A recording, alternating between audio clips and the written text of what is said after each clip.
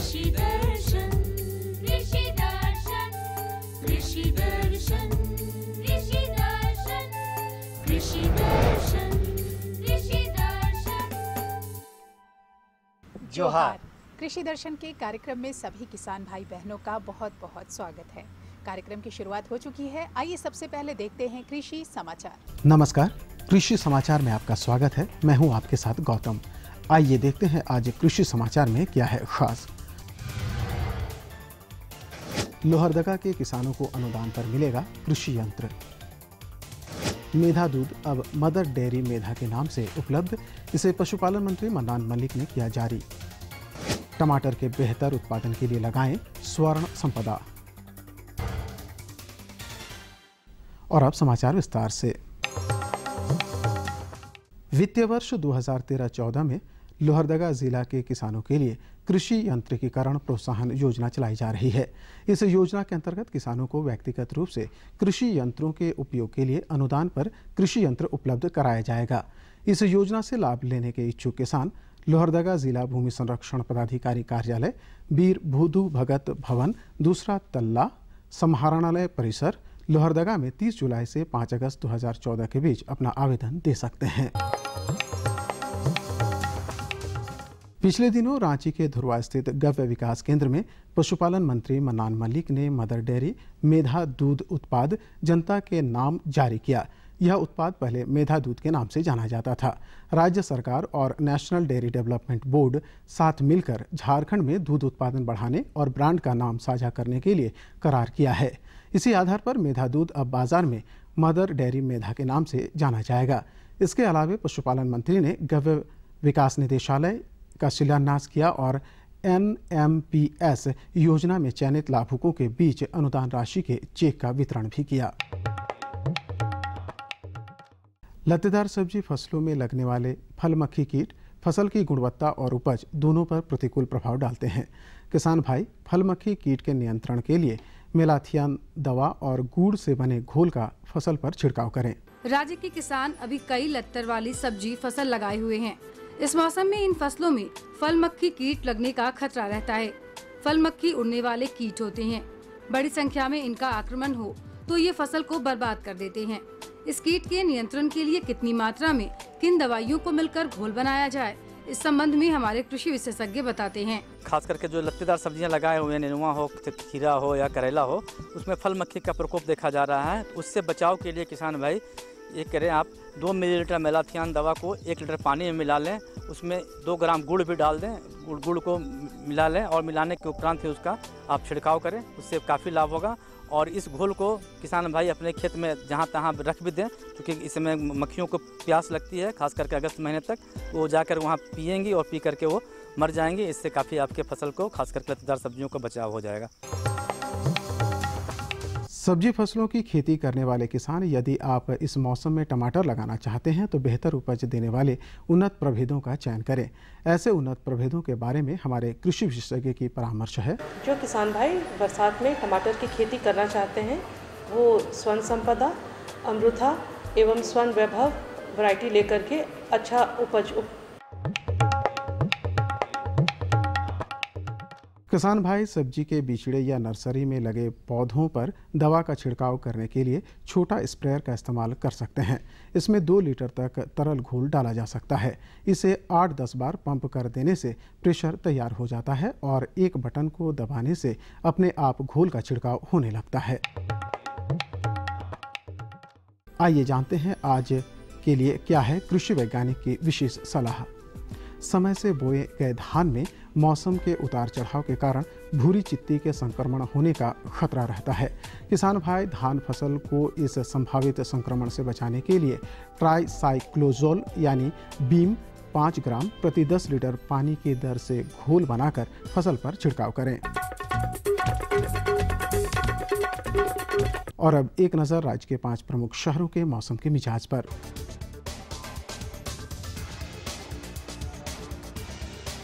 आज राज्य के 5 प्रमुख नगरों के अधिकतम और न्यूनतम तापमान कुछ इस प्रकार दर्ज किए गए। रांची का अधिकतम तापमान 29 डिग्री सेल्सियस और न्यूनतम 24 डिग्री सेल्सियस। जमशेदपुर का अधिकतम तापमान 31 डिग्री सेल्सियस और न्यूनतम 26 डिग्री सेल्सियस। मेदिनीनगर का अधिकतम तापमान 34 डिग्री सेल्सियस और न्यूनतम 25 डिग्री सेल्सियस। देवघर का अधिकतम तापमान 36 डिग्री सेल्सियस और न्यूनतम 28 डिग्री सेल्सियस।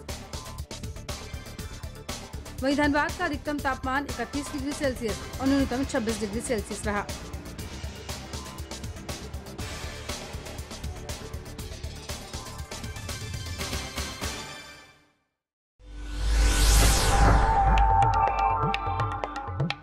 और अब मंडी भाव में आइए नजर डालते हैं अनाजों के भाव पर। आज कृषि उत्पाद बाजार समिति पंडरा रांची में विभिन्न खाद्यान्नों के थोक भाव कुछ इस प्रकार दर्ज किए गए।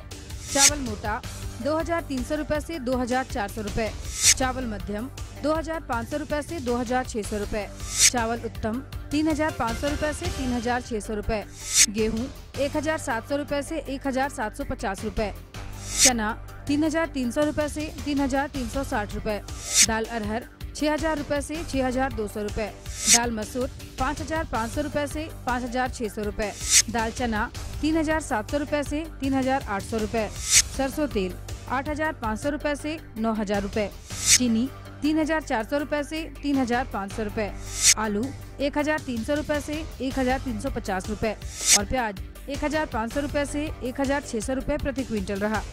कृषि समाचार में आज इतना ही। अगले दिन अगले अंक में फिर मुलाकात होगी कुछ ताज़ा तरीन खबरों के साथ। तब तक के लिए दीजिए इजाज़त।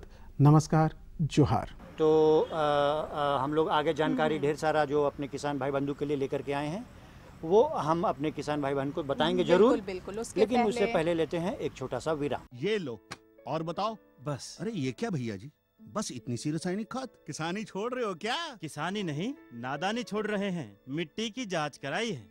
अब तो लालाजी जितनी जरूरत है उतने ही उर्वरक खेत में डालेंगे। हाँ, किसान भाई आज ही अपने जिले की नजदीकी भूमि परीक्षण प्रयोगशाला में मिट्टी की जांच जरूर करवाएं और मिट्टी में पोषक तत्व, नमी व पौधे के विकास को देखते हुए केवल जरूरत के अनुसार ही पोषक तत्व डालें। और हाँ, मिट्टी में गंधक, जस्ता, बोरोन जैसे सूक्ष्म पोषक तत्वों का पता लगाना भी न भूलें।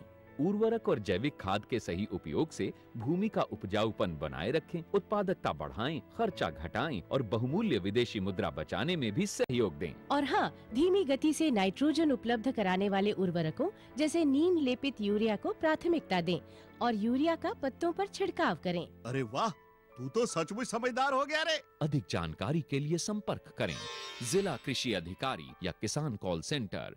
विराम के बाद आप सभी किसान भाई बहनों का एक बार फिर से बहुत बहुत स्वागत है। तो जानकारियों का सिलसिला शुरू करें मंगरा। हाँ बिल्कुल शुरू करें। तो बताइए कि इस सिलसिले में सबसे पहले कौन सी जानकारी आप हमारे किसान भाई बहन को दे रहे हैं? आज हम लोग किसान भाई बहनों को सब्जी फसल के बारे में बताते हैं। तो सब्जी फसलों में कौन सी फसल?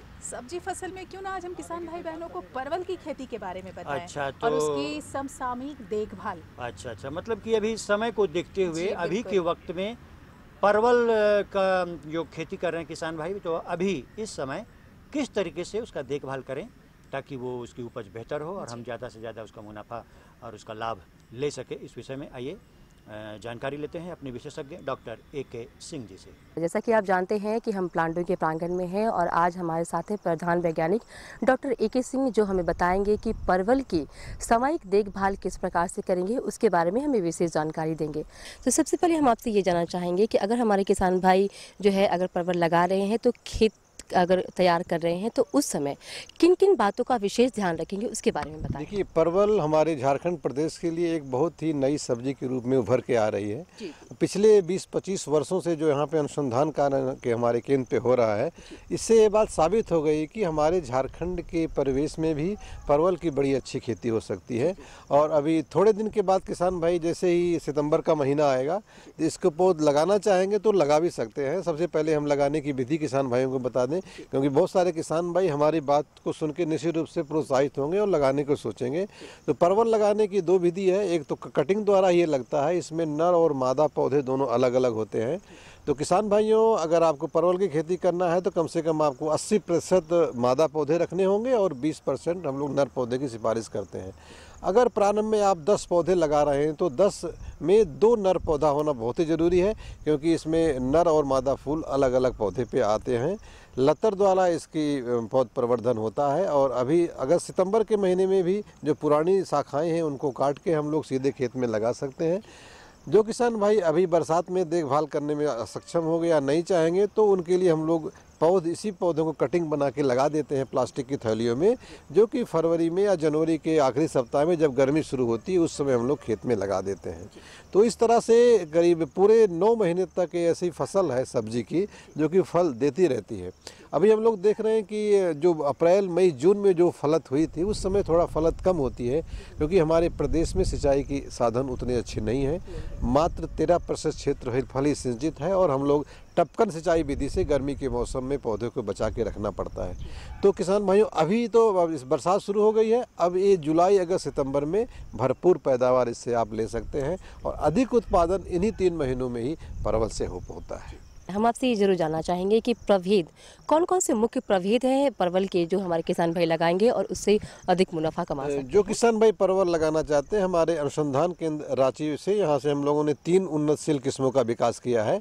एक तो स्वर्ण रेखा बड़ी अच्छी किस्म है और एक है स्वर्ण अलौकिक, धारीदार नहीं होती, हल्के हरे रंग की किस्म है, और एक स्वर्ण सुरुचि। 3 किस्मों का विकास हम लोगों ने इस केंद्र से किया है और तीनों किस्में बहुत ही अच्छी हैं चाहे सब्जी के लिए, और इसकी तो मिठाई बनाने के काम में अभी प्रयोग हो रहा है। तो जो हमारी स्वर्ण अलौकिक किस्म है इसका फल हल्का हरे रंग का होता है, छिलका भी बहुत मुलायम है। तो किसान भाई अगर आप मिठाई बनाने में भी इसका प्रयोग कर सकते हैं तो परवल की मिठाई भी बनती है, सब्जी के साथ साथ इसको मिठाई के रूप में भी प्रयोग बना कर सकते हैं। हम आपसे ये जरूर जानना चाहेंगे कि अगर हमारे भाई किसान भाई इसकी खेती कर रहे हैं तो बहुत सारे ऐसे कीट जो है उसमें लग जाते हैं, तो ये कौन कौन से कीट है, उनका प्रबंधन हमारे किसान भाई किस प्रकार से करेंगे उसके बारे में। देखिए, परवल में अभी बरसात के मौसम में कीट की समस्या आती है। इसमें एक फल बेधक कीट लग जाता है जो कि फल के अंदर कई बार जब ही परागण होता है, जब फल बनना शुरू होता है उस समय ये मादा कीट उसमें अंडे दे देती है और फिर उसमें से फल पीला होकर गिर जाता है।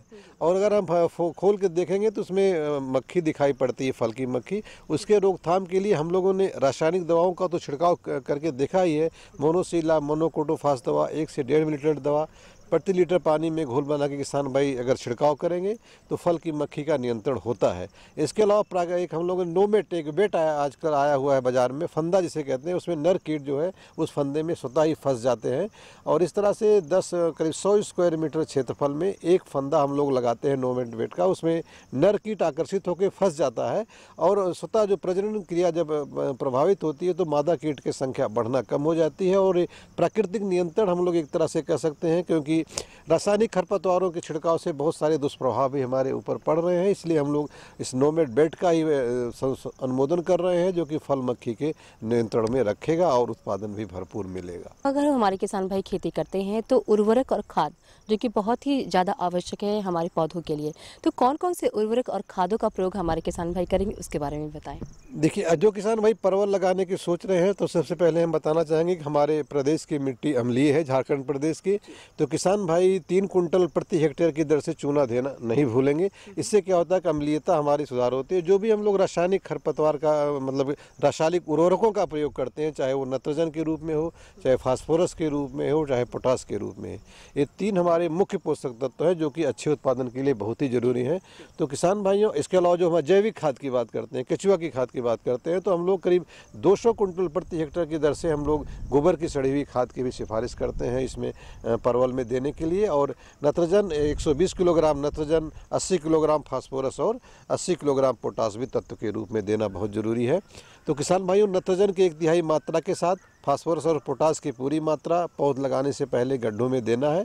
साथ साथ जो हमारे जैविक खाद हैं, चाहे गोबर की खाद या दूसरी खादें हैं, उनका भी प्रयोग लगाने के समय ही करना। और शेष नाइट्रोजन को हम लोग 2 भागों में बांटकर 1 से 1.5 महीने के अंतराल में खड़ी फसल में देने की सिफारिश करते हैं। इससे उत्पादन अच्छा मिलता है और पौधों की बढ़वार भी अच्छी रहेगी। साथ ही साथ हम ये ज़रूर जानना चाहेंगे कि अगर निकाई और गुड़ाई हमारे पौधों के लिए बहुत ज़्यादा ज़रूरी है, क्योंकि खरपतवार निकल जाने के कारण हमारे पौधों को काफ़ी नुकसान होता है। तो वो खरपतवार कितने समय में उनको निकालना है, क्या कुछ करना है, इसके बारे में बताएं। देखिए, प्रारंभिक की अवस्था में जब भी हम पौधा लगाते हैं तो खरपतवार को नियंत्रण में रखना बहुत ही आवश्यक होता है, क्योंकि चाहे वो परवल का पौधा है, दूसरी सब्जियां, अगर प्रारंभ की अवस्था में खरपतवार के साथ पौधे का प्रतिस्पर्धा हो जाती है तो पौधा जो है पीछे रह जाता है, खरपतवार आगे निकल जाते हैं। ऐसे में पूरी फसल हमारी बेकार हो जाती है। तो प्रारंभ की अवस्था में हाथ के द्वारा निराई गुड़ाई करने की हम लोग सिफारिश करते हैं। और अभी जैसा हम लोग देख रहे हैं, अभी तो परवल की लतर को हम लोग ज़मीन पे फैलने नहीं देते हैं। इससे क्या होता है कि बहुत सारा खर्चा जो हमारा खरपतवार नियंत्रण पे जाता है स्वतः ही बच जाता है। हम लोग यहाँ पे परमानेंट लोहे के तार लगा करके और पोल के सहारे इस प्लतर को चढ़ाते हैं और इससे उत्पादन भी बहुत ही अच्छा मिलता है, फल अच्छा मिलेगा और कीड़े मकोड़े बीमारियों की भी समस्या कम आती है। और इसके 2 लाइनों के बीच के स्पेस को जो हमारी जगह बचती है उसको भी हम लोग सब्जी उत्पादन के लिए कर सकते हैं। इससे अधिक जो दूसरा प्रति इकाई क्षेत्रफल में अतिरिक्त आय जो है इससे मिलती है, क्योंकि अभी वो समय चला गया है कि हम लोग अपने 1 इंच ज़मीन को भी खाली छोड़ सकें।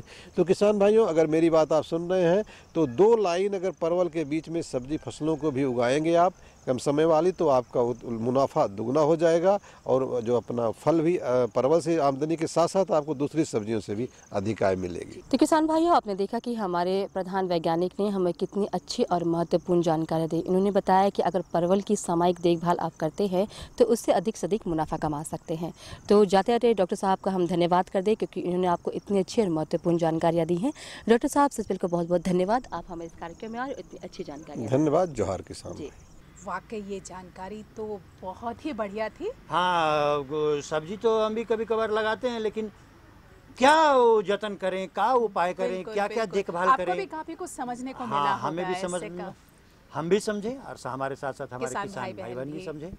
दोस्तों, हम आगे और जानकारी हमारे पास है जो हम आपको देंगे, लेकिन उससे पहले आइए हम लोग देखते हैं एक छोटा सा संदेश।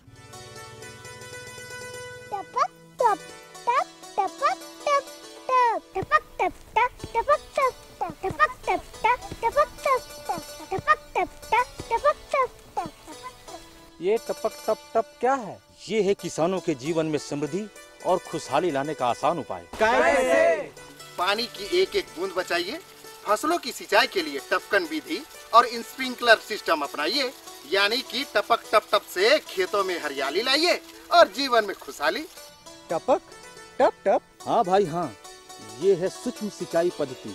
इसमें 50% तक पानी के साथ साथ उर्वरकों की बचत होती है।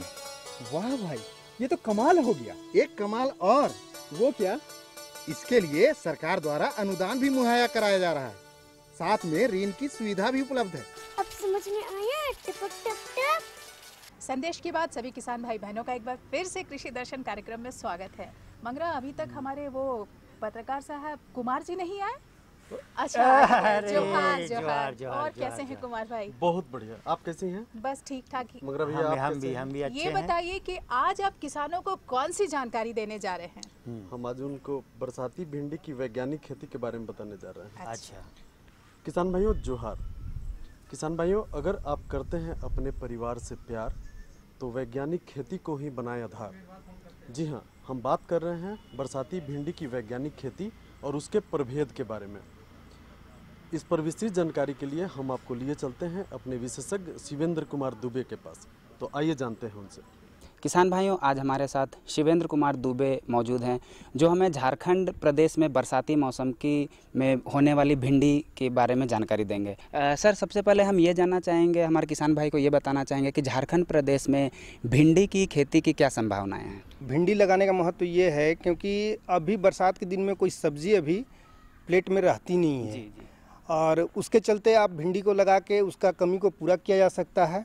और भिंडी एक ऐसा फसल है जो तीनों मौसम में किया जा सकता है, रबी, खरीफ और वर्षा के दिनों में।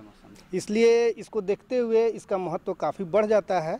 इसलिए भिंडी को अभी पूरे चतरा डिस्ट्रिक्ट में करीब करीब 20 से 30 हेक्टेयर में लगाई जा चुकी है और 20 से 30 हेक्टेयर में अभी कुछ देर से और लगाई जाएगी।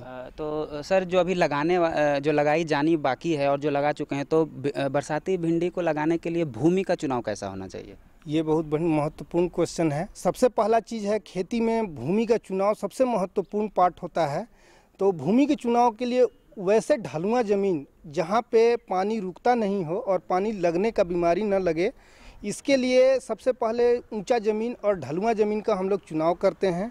और उस ज़मीन में जहाँ पे बारिश का पानी थमता ना हो, जिसके कारण विल्टिंग ना हो पौधा में, उस तरह के हम लोग ज़मीन का चुनाव करते हैं। जब हमारे किसान भाई लगाएंगे तो पहले खेत की तैयारी कैसे करेंगे? खेत की तैयारी में सबसे महत्वपूर्ण चीज़ है कि हम 2 से 3 चास गहरी जुताई कर लेंगे। गहरी जुताई करने के बाद जब भुरभुरा हो जाएगी हमारी ज़मीन, उसके बाद 2 से 3 क्विंटल चूना और कम से कम 3 से 4 क्विंटल गोबर का खाद दोनों को मिलाकर हम लोग ज़मीन में छिड़क देते हैं। इसके बाद हम ज़मीन में छिड़काव करने के बाद एक और जुताई करके इसके बाद हम लोग पट्टा चला देते हैं। जब हमारी ज़मीन बिल्कुल भुरभुरी हो जाएगी तब हम लोग भिंडी का खेती करने के लिए तैयार हैं। तो भिंडी में भी वो कौन सी प्रजाति है जिससे कि किसान भाई लगाकर मुनाफे खूब कमा सकते हैं? कोई भी फसल लगाने से पहले हम लोग को बीज का चुनाव करना बहुत महत्वपूर्ण चीज़ है, क्योंकि कहा जाता है कि बीज ही ऐसा महत्वपूर्ण पार्ट है जो आपका समुचित उपज और सारा मेहनत का आपको फ़ायदा दे सकता है। इसके लिए चतरा जिला में ही नहीं, झारखंड में भी आपका अनुशंसित किस्म है जो कि अच्छा उपज देते हुए आपको कुछ बीमारियों से, जैसे विल्टिंग का प्रॉब्लम जो होता है उससे, और कुछ वायरल और डिजीज़ है जिसका आप रोकथाम के लिए भी ये जो प्रभेद है वो उपयुक्त है। जैसे आपका हो गया पूसा परवनी, परवनी क्रांति, इसके बाद पूसा मखमली, पूसा सावनी, अर्का अनामिका और अर्का आभा। ये वैरायटी जो है आपको अच्छा उपज देगा और कुछ रोग से भी ये लड़ता है, जो कि रोग से लड़ने के लिए हम इसलिए बार बार जोर दे रहे हैं क्योंकि हमारा जल जमाव का समस्या बहुत ज़्यादा होता है बरसात के दिन में, और उससे निपटने के लिए हमको प्रभेद ऐसा चुनना होगा जो प्रभेद आपको जल जमाव की स्थिति में भी आपका उपज अच्छा दे। सर, हम ये भी जानना चाहेंगे कि बरसाती भिंडी के उपज के दौरान उर्वरक की मात्रा क्या होनी चाहिए और कौन कौन सी उर्वरक होनी चाहिए? उर्वरक के लिए सबसे पहला चीज़ तो हम लोग अगर मान लिया मिट्टी जांच अगर करा ले ज़मीन का, अति उत्तम है। किसी भी सब्जी का उत्पादन के लिए मिट्टी में उर्वरक का मात्रा आप अगर जान रहे हैं तब तो आप अनुशंसित किस्म को आप अपना सकते हैं।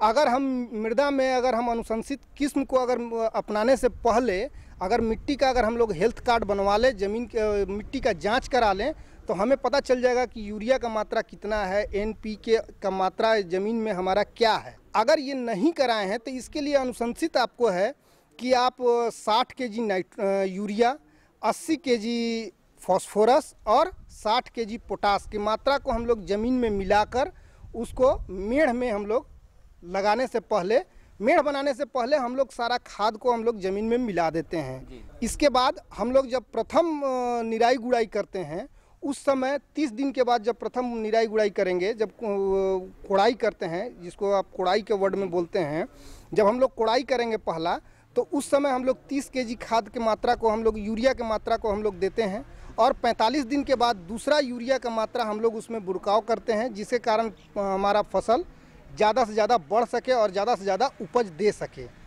कि इसके साथ अगर हम लोग फसल चक्र के रूप में भिंडी के फसल के साथ बोदी का फसल अगर हम लोग लगाते हैं तो हमारा बोदी का फसल लगने से हमारा मोजैक रोग भी कम अटैक करेगा और फली छेदक भी कम लगेगा।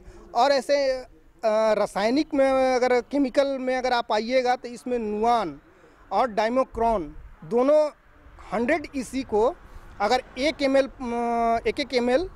3 लीटर पानी के साथ मिलाकर 15-15 दिन के अंतराल पे अगर हम लोग इसका छिड़काव करते हैं तो उससे ये रोग कुछ कम हो जाता है, लेकिन ये पूरी तरह से खत्म नहीं हो पाता है। इसलिए इसका हम लोग जो पौधा ज़्यादा इन्फेक्टेड है उसको हम लोग निकाल के बाहर ही कर देना एक महत्वपूर्ण इसमें क्रिया होती है। दूसरा है फली छेदक। फली छेदक भी आपका महत्वपूर्ण बीमारी है, क्योंकि फल अगर मान लिया आपका लग चुका है, फल अगर आपका उपज आ चुका है और उस समय अगर कोई बीमारी अटैक करता है तो उसमें कोई दवा देने से वो फल के साथ चला जाएगा और जो खाएगा उसके साथ भी उसको प्रॉब्लम होगा।